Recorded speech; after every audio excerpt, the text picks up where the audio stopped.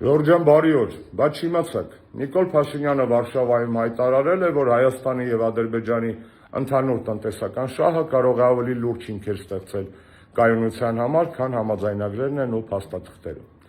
Դա կատարյալ տգետ հայտարարություն է մի մարդու, ով չգիտի պատմություն, քաղաքագիտություն կամ դիտավորյալ մեզ մոլորեցնում է եւ այդ դեպքում նա ոչ թե տգետ, այլ անբարո, հերթական անգամ։ Ինչու՞։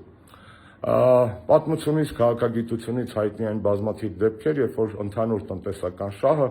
չի ամրապնդում կայունությունն ու խաղաղությունը։ Առաջին խումբ օրինակներ։ Եվրոպական միության տարբեր երկրներում կան ռեգիոններ, որոնք շատ շահկապված են մայր երկրների տնտեսության հետ, սակայն եւ օրինակ Կատալոնիայում եւ Շոտլանդիայում դա չի կանխում անջատողական շարժումները եւ անջատողականության եւ անկախության ձեռքբերման գերնպատակը այդ ժողովուրդների համար։ Երկրորդ խումբ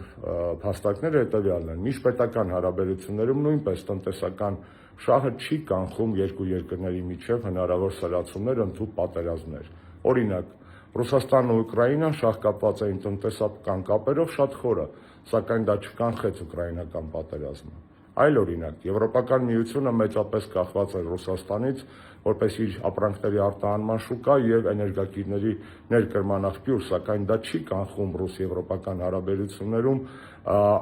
աննախադեպ սրացումները։ Այլ օրինակ,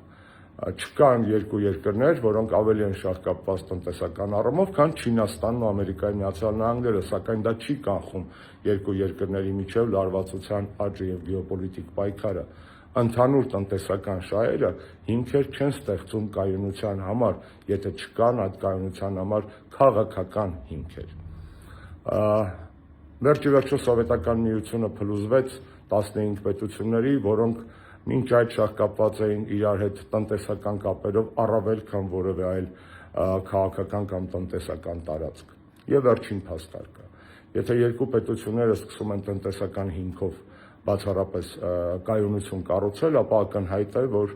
առաջանում է տնտեսական էքսպանսիայի վտանգ, ուժեղից դեպի թույլ, մեծ փողերով ավելի աղքատ կամ թույլ երկիր մտնելու հնարավորություններ։ Եվ այդ տնտեսական էքսպանսիայի հետևանքները, որոնք իբր խարսխված են ընդհանուր տնտեսական շահի համար, նույնպես տեսանելի են անգամ մեր ռեգիոնում։ Օրինակ, վրացական տարածք հանդիսացող Աջարիայում, որտեղ թուրքական կապիտալը պարզապես զավթել է կամ զավթում է աջարական էկոնոմիկան։ Եվ այսպես Նիկոլ Փաշինյանի հերթական լոլոները եւ կեղծ հիմնավորումները հիմք չեն տալիս մեզ մտածելու, որ նա կարող է բերել կայուն խաղաղություն։ Խաղաղությունը կարևոր է, բայց խաղաղությունը հետևանք է անվտանգության։ Մեզ անվտանգություն է պետք, որից կբխի նաեւ խաղաղությունը։ Իսկ անվտանգությունը շատ ավելի բարդ հասկացություն է, քան պարզապես միասին աշխատած 10 մանաթը բենզինի վաճառքի վրա օրինակ կիսելու հմտությունները։ Այսքանը, կապի մեջ։